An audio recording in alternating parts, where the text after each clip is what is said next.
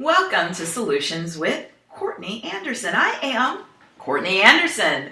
This is the 196th episode of this program. I am ecstatic that you are here with me. Here in episode 196, we have a show that is part of the Myth Warriors series. And our Myth Warriors series, of course, is all about you and I proactively and assertively in our lives, fighting for the absolute best outcome that we can achieve. And part of the way that we do that is doing everything that we can to ensure that we're making decisions based on reliable data. So we're sort of poking and prodding as warriors with our weapons, ideas and concepts to begin to work through an understanding of, is this something that we could rely on potentially as being accurate or truthful or factual, or is this something that we could just toss out and discard? It's garbage, and we know garbage in, garbage out. And so that's what we're doing. We're also at the same time, as warriors, protecting ourselves. We are protecting ourselves to do everything, again, that we can in a reasonable sense of the word to try to ward off information or falsehoods or fallacies or misunderstandings or fables that could lead us to make decisions that are going to be really, really poor outcomes. And so that's what we're doing. Myth Warriors, episode 196. What today are we examining? Well, our specific show topic today is you reap what you sow. You reap what you sow! And so this, of course, is one of those concepts that you'll see in the show notes. And I always mention, come by CourtneyAnderson.com, no matter where you found our show. On our central website, which is www.courtneyAnderson.com, what you'll find is a wealth of material. As you know, that everything that we do is to try to provide comprehensive resources for you and to be a partner with you moving forward throughout your life in different areas of solutions that you're exploring. So come to CourtneyAnderson.com. There's a show page. We've got a page just on this episode 196 on our website. I also need to mention, please share our shows and programs on your social media. And you can also, I have finally entered, some would say, the modern era, and I am now on Twitter. I'm at Zealous Business, again, at Zealous Business, and that makes sense, right? Business, that's everything that we focus on. And of course, we're nothing in this community, and I individually am nothing if not zealous about what we focus on. So I'm on Twitter at Zealous Business. Again, we have a blog on CourtneyAnderson.com. We also have a companion show. This is our daily, 5-day-a-week audio talk show or audio podcast. And we have a companion video talk show or television podcast. So check that out. And we're also literally daily adding new material and moving forward to launch webinars and seminars and a whole bunch of different new resources for you. So please come to CourtneyAnderson.com, check it out, see what's there. On the show notes page, you'll see links to things that I'm referencing and discussing. And there's also an opportunity for you to sign up so that you can be on our list, so that you will be in touch and aware of everything that we're doing as we roll it out, as per your settings, as much as you want to hear from us. So we're doing a lot of infrastructure. And of course, I do need to mention, when you visit CourtneyAnderson.com, you'll see affiliate and advertising content. Those are from our show sponsors. Please check those out. If you see something you think, oh, yeah, I wanted to get that good or service, or I love that store, please use the link on our site to access those products and services for your purchases, so that we can continue to provide all the things that we're doing for you and to grow the infrastructure of our organization and our resources, again, to partner with you. All of that's to say, when you go and you look at You Reap What You Sow, and you're asking yourself, okay, I've heard of this. Or you're saying to yourself, oh my goodness, this is absolutely one of my most favorite ideas. Obviously, many of our community members are aware that this has a origin in theological and religious background. So this is, when you look on the show notes page, when you come to CourtneyAnderson.com and go to the show page for episode 196, what you're going to see is the Oxford Dictionary definition of this phrase, because that's what we're using. Now, obviously, I'm fully aware that the origin, again, and origin of these concepts is in theology. It's religious. So, and when you look on this show page, you'll even see from the Oxford Dictionary definition, which is there, I've got the links, it says proverb, right? And this is from Christianity, and specifically in the Oxford Dictionary, this is the definition we're using for the show. It says, you eventually have to face up to the consequences of your action. You eventually have to face up to the consequences of your action. And that's what we're talking about. And so, again, I've mentioned in other programs where we talk about content that comes from different theological sources. I am not a theologian. That is not my area of expertise in any specific religion. I don't have educational or even layperson expertise. I certainly have my own faith and life experience, but I just want to really clarify that. So if you are someone that comes from that perspective, you certainly will know and have more of an understanding of the context that this proverb was utilized within the Bible, the King James Version.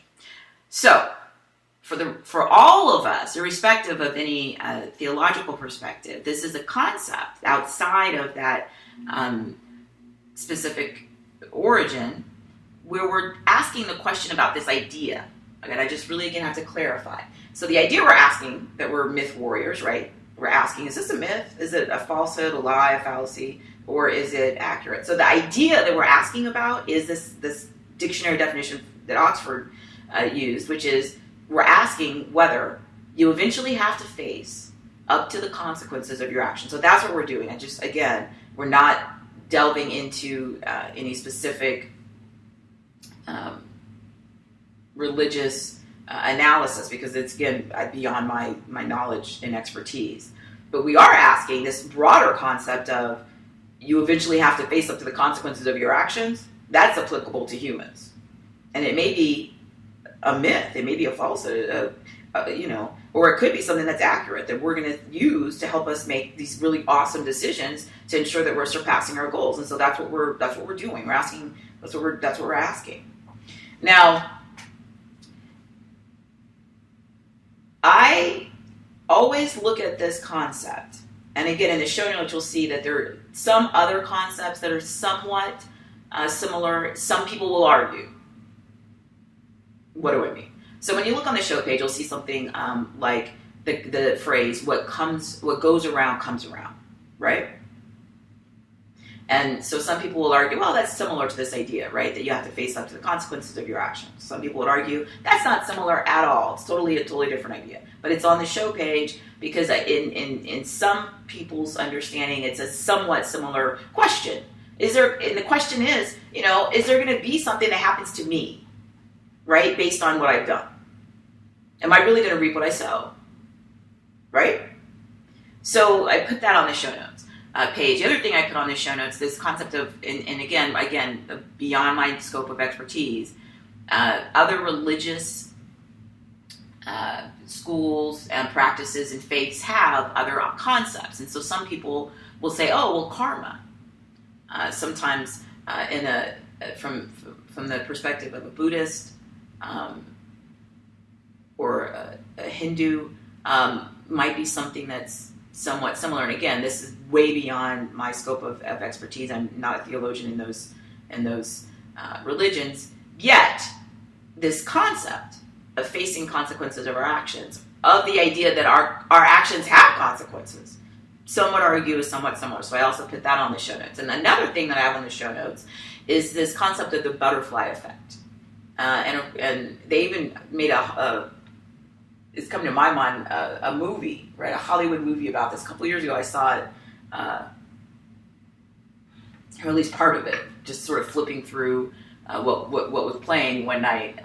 And so it comes to mind when I mention this. But the butterfly effect is this sort of, again, simplified idea that there are consequences, right? And even that there might be a consequence of something as simple as, a butterfly, is flapping its wings, and that there's going to be consequences to that action that are going to reverberate throughout systems, maybe meteorological systems in terms of weather or other systems. And so the idea that even the smallest action may have a consequence that again reverberates throughout and has consequences for them and also for the other parts in the system. So these are, and again, I'm not an expert in that area in terms of trying to explain some of these sort of scientific, but these scientific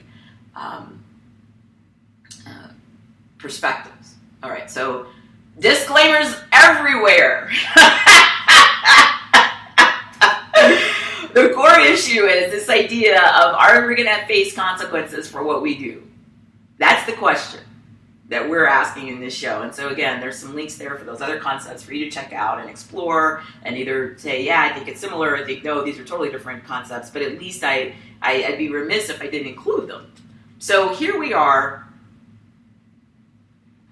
facing the question, hey, is this something that might be accurate or useful in us making decisions that will help us meet and surpass our goals? Or is this just a lie, a fallacy, a myth? Let's see. So basically, are there consequences to our actions? And if so, are we going to have to be the ones that have to face or deal with those consequences? And one of the things that immediately comes to my mind when I was working through the show notes and thinking through some of what we were going to try to discuss in this episode is my experience as an attorney, as a lawyer, dealing with people who have been accused of, and in some instances actually committed criminal acts. And I'm not talking about anything super exciting, but let's say something like somebody didn't go the speed limit. So on the roads in most parts of the world that I've been to, that are, sort of, there's infrastructure, you're going to see signage that's going to tell you how fast you're supposed to be moving, right? Or to let you know that there are no limits in some parts of the world. And so a speed limit is what it sounds like. There's a limit on speed. And when you're in a vehicle, and in our current time, and I have to mention this because the technology, I just love it. The self-driving, the autonomous car, that there's I have so much excitement inside about the organizations around the world who are working on bringing to the market so that I can purchase my autonomous self-driving car. And I am, again, ecstatically happy, and I hope I live long enough to be able to purchase that vehicle, because to me it'll be beyond awesome. I love being in a car, but I don't necessarily love driving that much. I've shared in some other programs, I get lost a lot. I just have no sense of direction really, and I don't know why. The only way I'm able to orient myself is visually with seeing something I recognize. Like, oh, I recognize that building, or I recognize that. But if I don't have a visual cue like that to something I know and recognize, I'm not exaggerating. I honestly don't have any ability to discern spatially, where I am. And it's not funny, actually. It's kind of scary and embarrassing, but I'm just honest. So one of the things I'm excited about with the self-driving car, obviously, is that I'll be able to, I don't know how we'll do it, but, program or tell the car, this is where we're going, and the car will take us there. And I won't have to, deal with, now, of course, I'm totally dependent on my nav system, which is on my smartphone, right, to tell me, and I'm still having to look at that and listen. It has an audio that tells you, where you need to turn. I look forward to being in the autonomous car, is all I'm saying. In the current time that we're making this program, that vehicle is not commercially available to the public that I'm aware of, and so when we're driving, we see a speed limit sign, we, the human manual operator, is responsible for adhering to that or choosing not to. And what I said that as a lawyer, when I would have people who, they were alleged, a police officer had said that they had not been driving the speed limit, they were either going too fast or in some instances too slow. We don't think about that as much, but that's a real problem, and somebody impedes traffic. And I know you and I, the other thing I'm super excited about when all the autonomous cars come and vehicles is that I won't have to have that situation, right? My self-driving car is going to deal with it. So I'm not going to be, freaking out, look at these people in this lane, in the fast lane that are driving, really, really, really slow and then blocking all the traffic. Because my autonomous car will be taking care of it and I will be relaxing, maybe working on a show, looking out the window, I'm super excited, super duper excited. But when we look at this thing of speed limits, right? So somebody's accused, and then I would have these conversations as the lawyer with my client, and they would basically start trying to explain to me, why they didn't do what they're supposed to. Now, we have so many different programs where we come back to this concept and we ask, why do people do what they do? And I've made the argument that people do what they do in terms of behavior, okay? Because they want to and they're allowed to. It's very simplified, but that's what we go with. And then we sort of expand on that for different concepts and topics. So when you ask why somebody didn't go the speed limit, right, they were too fast or too slow, it's because they wanted to and they were allowed to. Until, of course, they were caught, which stopped them being allowed to. And when they start to rationalize it, those are, basically lies that we tell ourselves and then we tell other people to try to explain that we're not responsible for the things that we chose to do. And we don't have autonomous cars right now. So the car is not the one that chose to go that speed limit. You did. And you had to manually, we have to physically with our own body. Just imagine, the future. People are going to look back in the future and say, you had to do all of that in a car. It's crazy. But yeah, now, you have to physically, either turn it on or have one of the newer cars where, if you have the little key fob, then it'll sort of turn on, you push the button. Then you have to move your feet, to press the pedals. You have to move to get into the gears. Some people, myself included, still love driving cars with the manual transmission. So there's a clutch and, you're doing even a little bit more physically. And I'm sure I'll still keep one of those just for fun driving, like on the weekends. Because I love driving in my manual vehicle for fun. I don't like driving that on a daily, commuting, frustrating traffic stuff. That's where I'm going to use my automatic car. All right, so all I'm saying is that the rationalization is a lie we tell ourselves and we tell other people to try to explain that, yeah, we did it, but here's the reason why it really wasn't our responsibility, right? And it is completely focused on this concept, right? You reap what you sow. You did something, right? And now you're going to face the consequences. And the consequence may be a speeding ticket, or it might be in some parts of the world, in some parts of the U.S., there'll be a records where the government keeps, you'll get points on your driving record, and over time, the more points you have, the worse it is for you. You have to pay more fines. Your insurance may go up. And this is a really simple example of, yes, I'm going to make the argument, and for those of you in our community who've been part of any of our programs or been part of a speech I've given or access more of our resources, then you pretty much are aware that I believe, I hope, and that we have some element of free will as humans. I hope so. We discussed in many different programs sort of my hope, why I would like that to be, but that I understand that that's not necessarily a given. And I also have, related to that, a belief in this concept that we have some ability to impact our lives. So if we get in the vehicle and we choose to put the car at a certain speed, then my belief, my hope is that that's something that we had some control over, that it wasn't just sort of fate and it's all predestined and we're just here with nothing in terms of impact. So that's, I've shared this in other programs, and obviously that's impacting my interpretation of this show. My interpretation is that, yeah, we do reap what we sow. If we didn't pay our bill, then we're going to have to pay the fine or fee for being late, or we may have it reported to our credit bureaus. We may have If it's for a utility or a service, they may turn it off. Again, as a lawyer, I handle these. These aren't complex legal issues. I'm a general practitioner, and typically I handle mostly really simple issues. Sometimes I've handled more complex business issues, and there's some more sophisticated financial types of issues I handle. But in general, majority of my time, especially when I first started my firm, I just did simple general practice things. And so when we look at something like somebody not paying their rent, right? So somebody's renting a place to live, but they didn't pay their landlord the money they're supposed to. Again, pretty common around the world, not anything super complicated. People would again get into these really elaborate rationalizations of why they didn't pay the rent.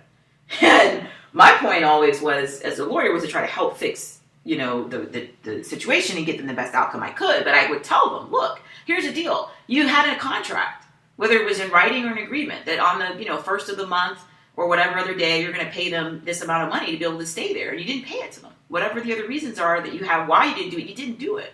And now they want you to either pay them the money now, immediately, or they want you to move so they can have somebody else come live here, they, the landlord, the people who own the property, so that somebody else can move in and pay the rent. Like, this isn't that sophisticated of a legal issue, sort of the big picture of it, right? Sometimes there's sophisticated nuances to cases, but in general, that's the deal, right? And we kind of understand that if you've ever rented a place or lived anywhere, like, you get this. So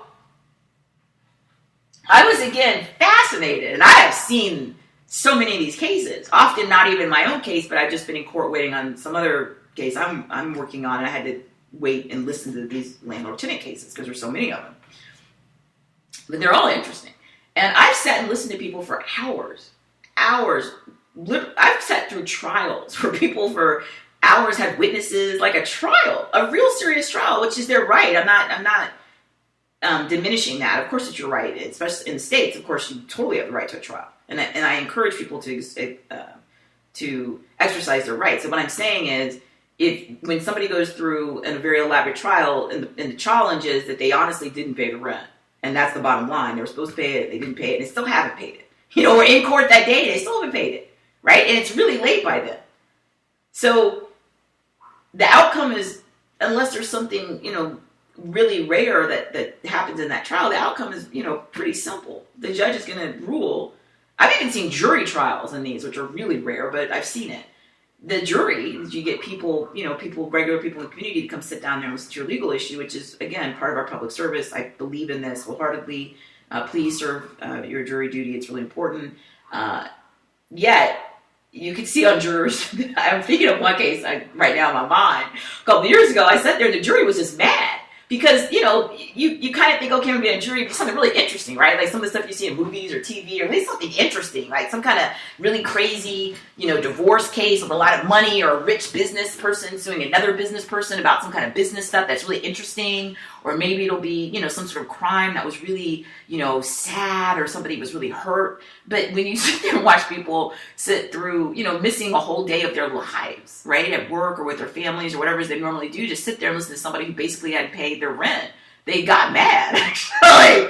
But they did their job. I mean, I watched them. I sighed because I had to wait till that, it wasn't my case, wasn't my client, but I had to wait till it ended before I could go in front of the judge on my issue. And I had to say from memory that jury, they left they were dismissed by the judge to go deliberate, to go, work it out and see what their decision would be. And I'm not kidding. They must have gone, been dismissed. Maybe they went to the restroom or got some water if they were thirsty. And they were back in it couldn't have been, 10 minutes. And then, of course, said, well, the person hadn't paid their rent, which, the person admitted, obviously, during the case. So, and then ruled that, because they hadn't paid the rent, they needed to pay the rent they owed, and then they needed to move out so that the landlord could get somebody else to come pay the rent. So, interesting. On the positive, again, exercise your rights. Always do this. Always exercise your rights. Get legal counsel, or on your own, exercise your rights. But don't misunderstand how society views this idea that what comes around goes around, that you eventually have to face up to the consequences of your actions and you reap what you sow, which may be similar or not, but for the purpose of the discussion, I've included them on the show notes page. The idea is, look, you knew you're supposed to pay your rent. You didn't pay it, so now here's a consequence. You knew you were supposed to drive a certain speed limit because there was a sign, and you didn't do it. Now there's a consequence.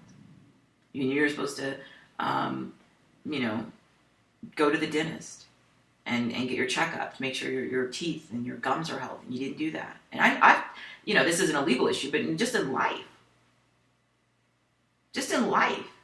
stuff that you would think, well, yeah, there's a consequence to that, right? If you don't go to the dentist for years. And I'm not talking about someone who was a child and wasn't able to go, or no adult, took care of them in terms of their dental medical needs. I'm not talking about somebody who was in poverty or maybe had disability and couldn't go. I'm talking about somebody who could go and just chose not to, right? I'm talking about this idea that our consequences, we're going to have to face them. The consequences to the action. And action is either action or inaction. Whatever it is you're doing, and by not doing stuff, you're still doing stuff, then you're going to have to face it. Now, how you face it, what way you should face it, right? What type of justice or what type of way for you to address what you've done. Those are all things that we debate around the world with many different systems. But most of the world, we do agree that there's a consequence. Now, how and what type of consequence, the severity of it, whether it's community-based, what the purpose is, that is something that we debate in different societies, different towns, different municipalities around the world as humans, because some people view these things a little bit differently and say, hey, look, yeah, there's a consequence, but let's talk about a consequence that also helps the person be rehabilitated and also helps society. Other places look at it and say, hey, look, I don't really care about the person being rehabilitated. I just care that the person understands that they're not going to do this again. So I want to make sure that they have to pay a fine that's high enough so that it causes them pain. Not physical pain, but, financial pain. So there's a whole bunch of nuance to how people face consequence, what types of consequence, what the goals of the consequence are. But my primary issue for the purpose of this program is that we have agreement, mostly as humans, that, yeah, there's a consequence because you were supposed to do that. Now, how you were supposed to do it, again, it may be a governmental law, it may be a custom, or just a practice or a policy in our community or where we live. It may be a religious or a spiritual practice or custom or requirement. But wherever the should comes from, if you don't do what we, whatever the group is, right, agree to, then there's a consequence. And I'm going to then argue because of not just the ubiquity of this, but the consistency of the idea. Because it seems inherently unfair to us as a human. If there was a sign that said this is the speed limit, and I see people going way slower than that and way faster than that, and there's no consequence, I'm going to feel like, then why should I bother to go the speed limit at all? There is no real speed limit because everybody else is doing what they want to. It's unfair for me.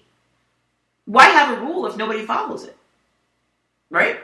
And there's great research on with little kids. I mean, babies and infants, them understanding the idea of fairness, what's fair and what's unfair. And it's amazing how early, as we as humans, early as in our development as little infants and babies, that we get this idea of fairness. It's not fair. They're supposed to reap what they sow, right? There's supposed to be a consequence to them for what they did. Now, I'm not arguing whether or not that's rational. I'm not arguing the mechanisms of maybe why as humans that happens. Maybe some would say, well, we should change that, right? Maybe it's some sort of vestige of us from who we've been for too long, and maybe we shouldn't be like that. But there's, again, a great body of evidence that shows we are like that. And I know in my own anecdotal life experience, you reap what you sow. I view this idea as really positive. Right? You face the consequence of your actions. Now, it could be that it's something negative. You didn't do something you're supposed to financially. You didn't do something you're supposed to in terms of your health or nutrition or fitness. It could be, and often in my mind, is a positive thing. But, you did do what you were supposed to. You planned ahead. You followed the rule. You saved the money. And you prepared for something. You had insurance. And so when something bad happened, it still happened, but you had a way in place to help take care of that and make sure that you were safe and stable. You went to the dentist getting your checkups, and sure enough, the dentist said, oh my goodness, thank goodness you're here for your checkup. It looks like we've caught something early. It could have turned into a cavity or whatever. Like, in my mind, this is a really positive thing to help encourage us to have awareness of our lives and hopefully some level of responsibility.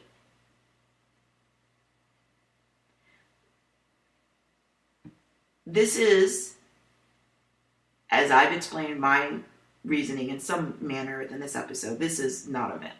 This is an accurate statement. And in the perspective that you have actions. Remember, anything is an action. So not, inaction is an action. If there's an action, there's a consequence. Now, mostly what we focus on in these shows and our programs and our webinars and my resources and everything is about the positive side of this, right? Like I planned ahead, yay!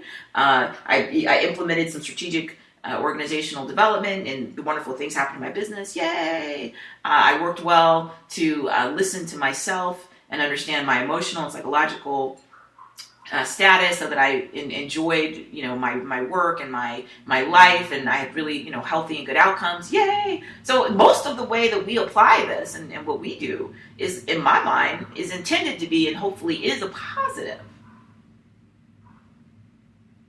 Obviously, there's also something to try to help us humans be reminded that if we choose to engage in behavior that's maybe not optimal, then that negative outcomes are something that's going to sit with us too.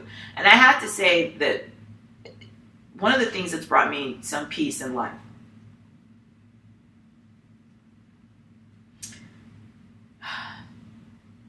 most people are so similar. You and I, most people that I've ever encountered or known around the world, anywhere, we're similar. We're humans, right? So we all need to eat, and we're really similar. Now there are nuances to culture and again, beliefs and geographic regions, and there's all types. What we're eating might be different, but the idea that we have to eat is the same. Like, we're humans.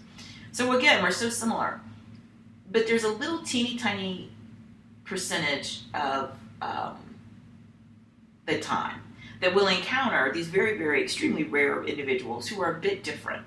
And we talk about these individuals in our programs where we talk about office bullying, and we talk about some of the challenges in our workplaces and outside of our workplaces. With us, again, we're always focusing on practicing our joyful art of business, and that's the concept where we are monitoring how we feel when we do stuff. We call it business, so it could be business, work stuff, or it could just be whatever our life is, right? With our family or friends or pets or whatever. And we ask ourselves, like, how am I feeling psychologically, emotionally, mentally? Because ideally, we should more often than not feel good.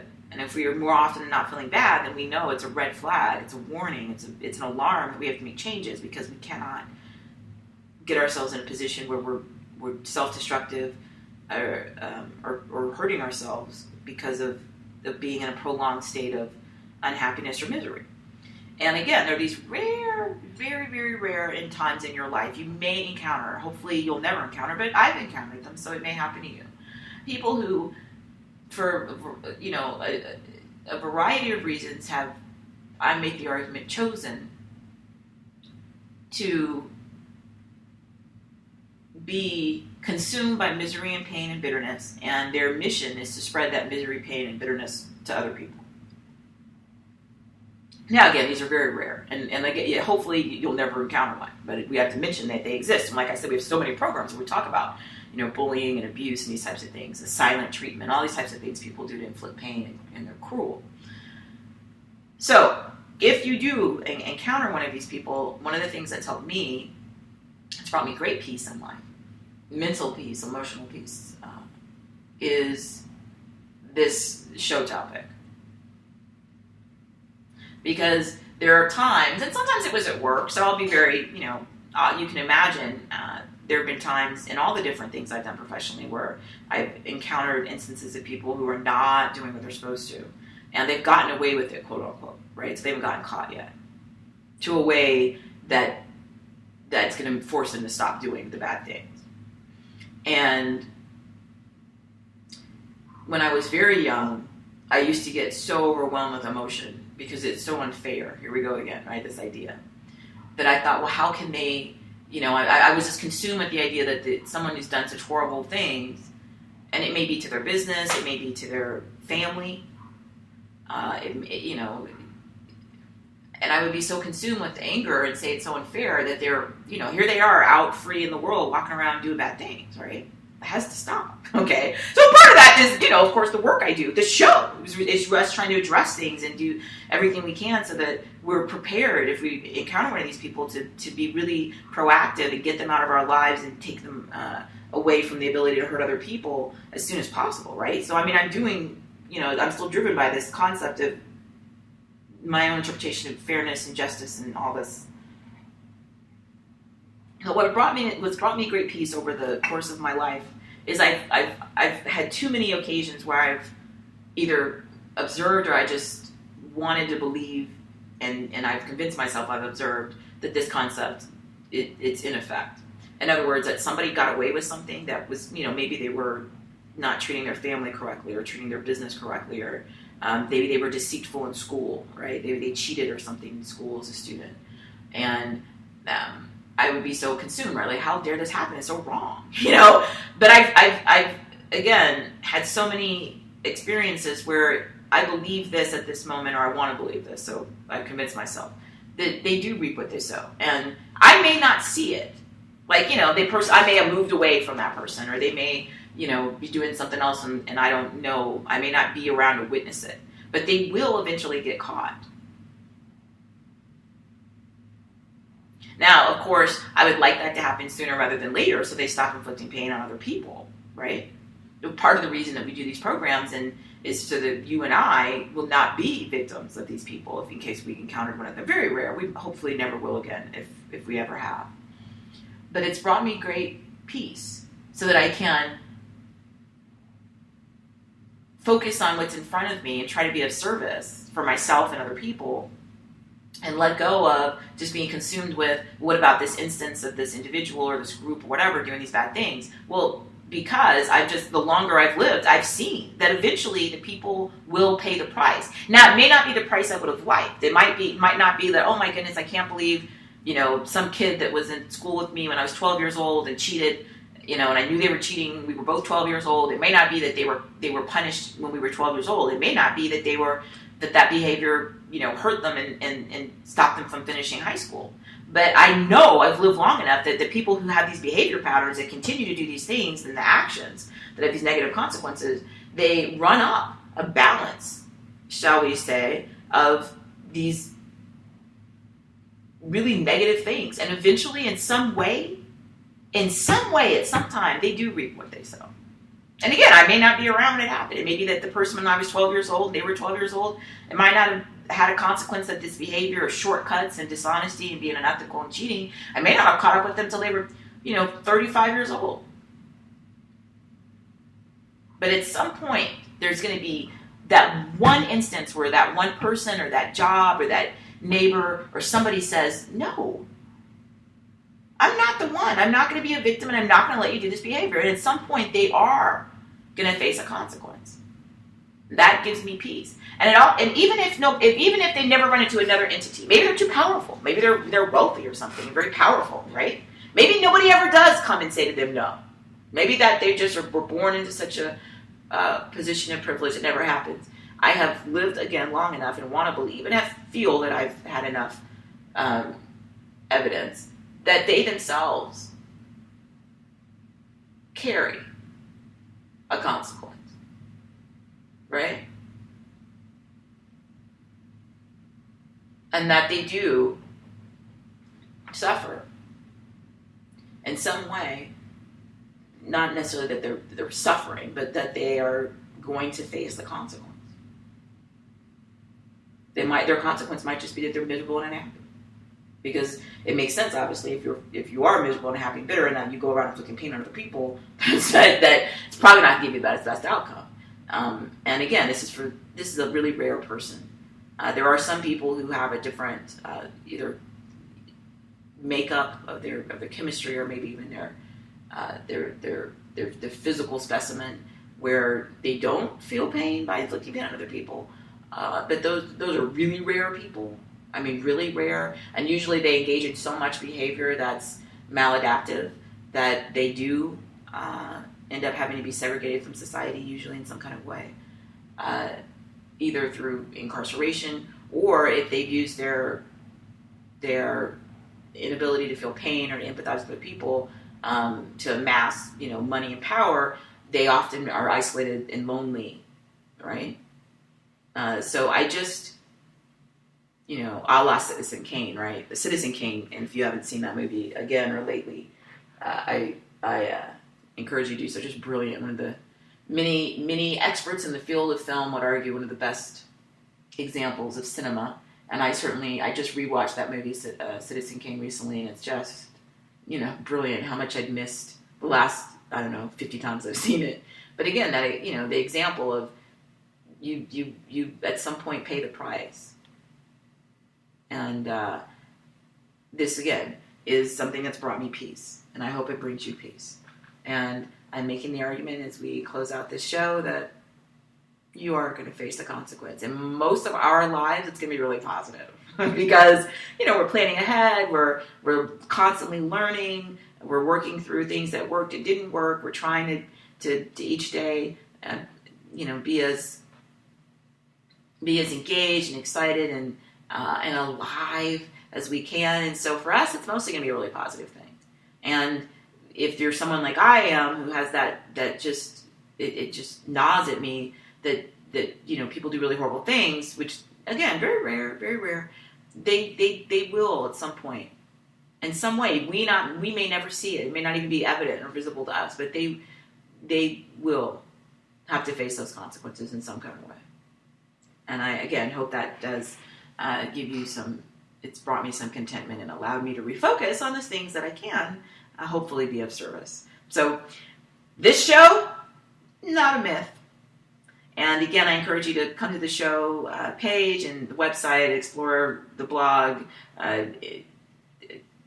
follow me, I guess, on Twitter. I'm hoping I'm using the right terminology. If you find a show somewhere on a distribution partner, whether it's iTunes or Libsyn or Spreaker or Stitcher, these are all different distribution channels for our program around the world. Please leave your ratings and reviews. That helps us. And I do want to make a moment here as we're ending this show, again, to thank you, community members around the world. As we've expanded our program, expanded our website and our business, I'm getting better data to see where people around the world are accessing our resources. And so I do want to thank our community members in Brazil and Argentina and Canada, Spain and Italy, and Mauritius, New Zealand, and the Philippines. Those of you in South Africa, also Germany, Ireland, Trinidad and Tobago, China.